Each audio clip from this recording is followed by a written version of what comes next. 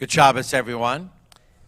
This evening, it's my honor to introduce Renee Wizig-Barrios, a native Houstonian whose dedication to community service and philanthropy has made a profound impact on our entire city. She has over 3 decades of experience in leadership roles, including as Senior Vice President and Chief Philanthropy Officer for the Greater Houston Community Foundation. Renee has demonstrated unparalleled commitment in her years to social justice and community empowerment. And we in the Jewish community have been very fortunate, as for the past 3 years, she has served as the CEO and President of the Jewish Federation of Greater Houston. Her visionary leadership for our community has already led to some groundbreaking initiatives, such as a listening campaign engaging over 1,200 Jews in our community to address our concerns. In times of crisis, her response has been swift and decisive, organizing community vigils and mobilizing support for the State of Israel. And her dedication to the safety and security of our entire community is truly unwavering. She launched the Community Security Initiative to combat anti-Semitism, working closely with law enforcement to ensure our safety and the safety of our precious children. She and her husband are proud parents to 2 children, and I'm even more biased to Renee because her oldest son is one of my son's best friends. So I've gotten to know Renee also as a wonderful mother and member of our community. Join me in welcoming Renee Wizig-Barrios as she shares her wisdom and insights with us this evening.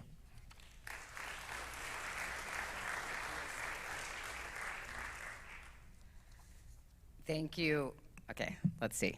Thank you, Rabbi Strauss, for that warm introduction. I want to extend a hearty mazel tov to the Braun family on your B'nai Mitzvah of Jacob and Ryan. Although I did not personally know your grandfather, Gabby, I've heard amazing stories about him from Suzanne Jacobson and many others.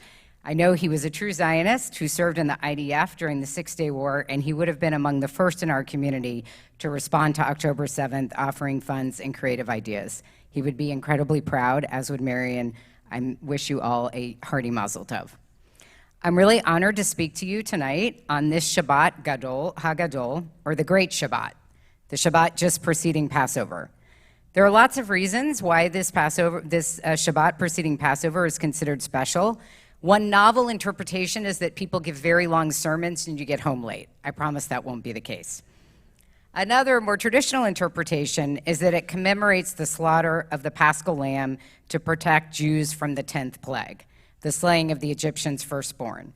Before this plague was carried out, Moses warned Pharaoh, as he had with the first 9 plagues, and told Pharaoh he had the power to stop it. He only had to do one thing: let our people go. Unfortunately, we know how this story ends. Pharaoh chose not to listen. The plague was carried out, and finally the Jewish people were saved. Pharaoh let the Jews go free, and thus began the Exodus, the journey of our return to our homeland, Israel.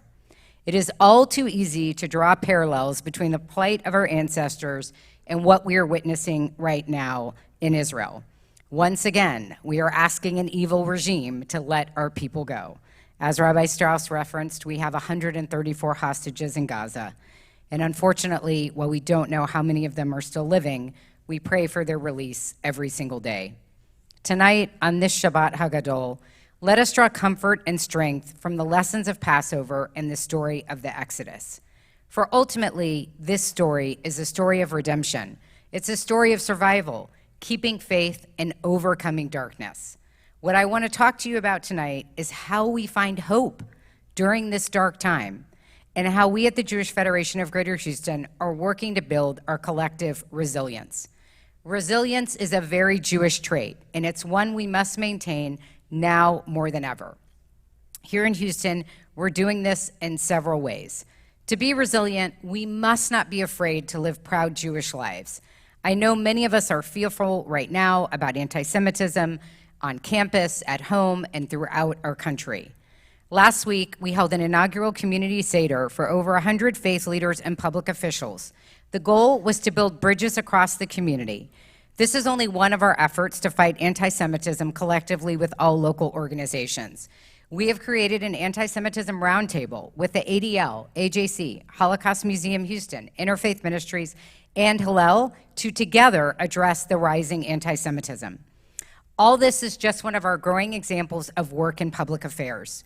Our Public Affairs Committee and team have been meeting with local and national public officials to educate them on Israel, on anti-Semitism, and the needs of securing our Jewish community.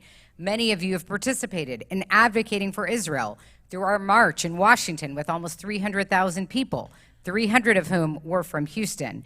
And we have been doing paid media, as you may have seen with our Chronicle advertisement about correct facts about the war. As Rabbi Strauss mentioned, security is more important now than ever. Our Jewish Community Security Director, Al Tribble, who is an employee of the Federation, works with Beth Yeshurun, all of our synagogues, schools, and Jewish organizations.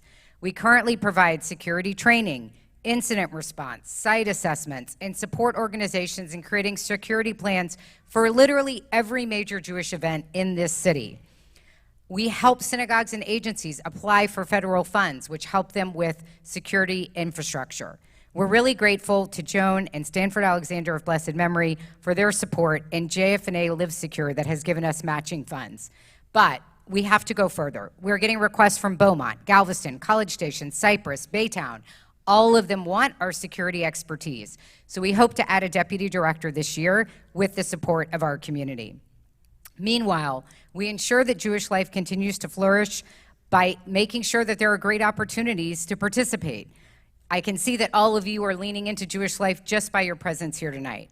The Federation supports all of the core organizations in our community from every age and stage, from the JCC to Alexander JFS, 7 Acres, BBYO, Hillel, Chabad, and all of our early childhood and day school programs.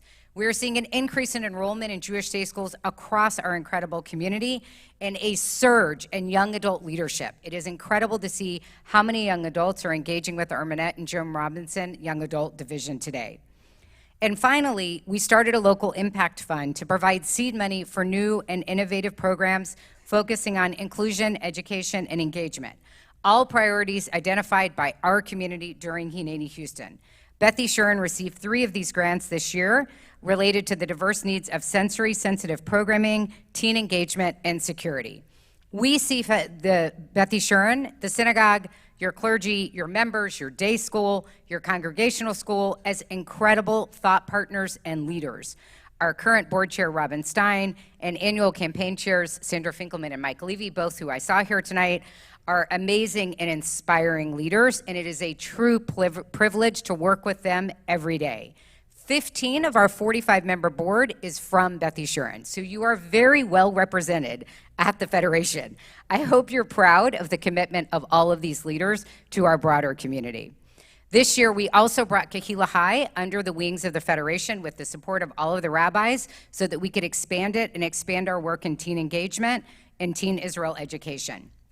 We do all of this through our annual campaign, and while we are very, very grateful for everyone who supports it so generously, I now want to turn to Israel. Israel remains at the forefront of our thoughts, our agenda, our funding, our daily prayers. Our Israel Emergency Fund is helping people heal and rebuild. In fact, you may remember we launched the Israel Emergency Campaign in the sanctuary with over 2,000 Houstonians on October 9th. We're incredibly grateful to everyone in this community who has allowed us to reach the milestone of raising $15 million for the Israel Emergency Campaign. That is a truly unprecedented amount for a community of 63,000 Jews. It is more than 3 times what Dallas raised. I only say that because we always compete. Let us compete for something beautiful instead of baseball or something else. Let us compete for Israel. So to date, we have allocated $10 million in grants to more than 45 organizations. We have a local committee making decisions with our staff and doing due diligence with our partners in Israel. This is a very serious process where we engage our hearts and our minds in trying to address the most pressing needs. All of the details of the grants are on our website. You may ask, why haven't we given all of the funds yet? It's because the situation is evolving every day. Last Shabbat, an attack from Iran, problems on the northern front. Everything is still in flux, and we want to reserve some funds to meet those longer needs. Our recent round of funding began focusing on priority areas which have evolved: mental health, agriculture, and employment. Everyone in the country has undergone some kind of trauma, and the need for therapists is vast. We increased our funding to the Israel Trauma Coalition so they can train more therapists and ensure they do not have a wait list. We also supported our longtime partner, the Jewish Agency for Israel, the beginning of the State of Israel. For those of you who don't know the Jewish Agency, it pre-existed the state. They have a Victims of Terror Fund, which literally supports people who have been impacted from the time they are impacted for the rest of their lives in an incredibly beautiful way, representing all of us. More than 9,000 people have received support from them. And now we are renovating shelters. Unfortunately, many of the facilities where Olim or recent immigrants are, where our low-income seniors are who happen to be from Russia and Ukraine and Holocaust survivors, their shelters were not sturdy enough for October 7th. So that is an important need we are addressing. We are trying to stabilize the food supply by funding agriculture. If you don't know, Hamas destroyed the majority of agricultural infrastructure in Israel. So the Gaza envelope badly needs our help, and we just gave a grant to regrow Israel. Recently, we also funded the Joint Distribution Committee, or JDC, employment program because over 200,000 people are still out of work. And this is an opportunity to give them a hand up to get a better job so that they can sustain their families for the future. I visited many of these programs on our Solidarity mission. 20 of us went to Israel February 22nd through March 1st in order to bear witness. It was an incredibly emotional experience. What we saw was sobering, it was difficult, and it was still inspiring. We found a country in the midst of ongoing trauma and bereavement. We met with hostage families in Tel Aviv. We met with survivors. We heard from journalists and experts and nonprofit leaders. We visited the charred remains of Kibbutz Kfar Aza, where 63 people were slaughtered and 5 people still remain hostage in Gaza. As difficult as it was to hear these stories, we also saw in Israel the incredible will of the people, civil society standing up in unprecedented ways. Tali Lebanon, the CEO of the Israel Trauma Coalition, put it best. Israeli society is like 2 trains running in parallel right now. One is the train of trauma, and everyone is on it, including all the first responders, the soldiers, the social workers, the teachers. They all need support too. The other train is the train of resilience, and that train is trying to keep up with the train of trauma. And every day, it's, depending on what's happening, a little bit, maybe unsteady. We're planning another mission in September, and I hope that some of you will join us. It was also incredible to witness global Jewry's collective response to this tragedy. As a system across North America, we have raised $800 million for Israel. And that didn't happen overnight. It's because our community for generations has built this infrastructure. The Federation has had a relationship with Israel for all 75 years. Our partnerships run long and deep. They are supported by the annual campaign. Every year, 1/3 of all of our funding goes to nonprofits in Israel and overseas. You can't build this overnight. That's why during the Ukraine war, we've been able to respond. During this crisis, we've been able to respond. So I felt, while I was sorrowful and sad and had so many emotions in Israel, I also have to tell you that I felt immense pride because the people we met who are working for nonprofits were carrying out our values. You and I can't be there every day. We can't be the ones giving the therapy or giving the gift cards or providing the food or working in the fields. But we have people representing us. They are our hands and feet. They are ensuring that those hugs and the therapy and the food and the water and the loans for businesses, that all of it is being done. And they do it in our name, all of our name, in the name of the Jewish people. And that is a beautiful thing. On this Shabbat Hagadol, I hope you take hope with you into this Passover season. Each of you are part of that hope. The strength of the Jewish community is the power of the collective. When we sit at our Seder tables, we usually ask, why is this night different from all other nights? Instead, I know many of us will be asking, Why is this year different from all other years? We might have an empty chair at our Seder table to represent one of the hostage being held in Gaza. Many of us will say a special prayer for them and for our brave IDF soldiers who are celebrating Passover while mobilized. This year feels so different. And yet, if you look back across Jewish history, you know that our ancestors have managed to overcome harrowing experiences and that we will overcome this as well. But we'll overcome it with our actions and our prayers. Each of us most focused on what we can do to be part of helping the community at this time. Every one of us is blessed with time, with talent, with tzedakah to give on behalf of the Jewish people. I encourage you to think about how you expand your own efforts and join with our collective community to build continued strength. On Monday, we will retell the story of Passover and remember the redemption of our people. We will remember the strength that we have passed down from generation to generation. And once again, we will pray fervently for redemption. And together we will say, next year in Jerusalem, in a peaceful Jerusalem, one where hostages are returned and families are healed and no one is longer evacuated. Next year, may we all be free. Shabbat Shalom.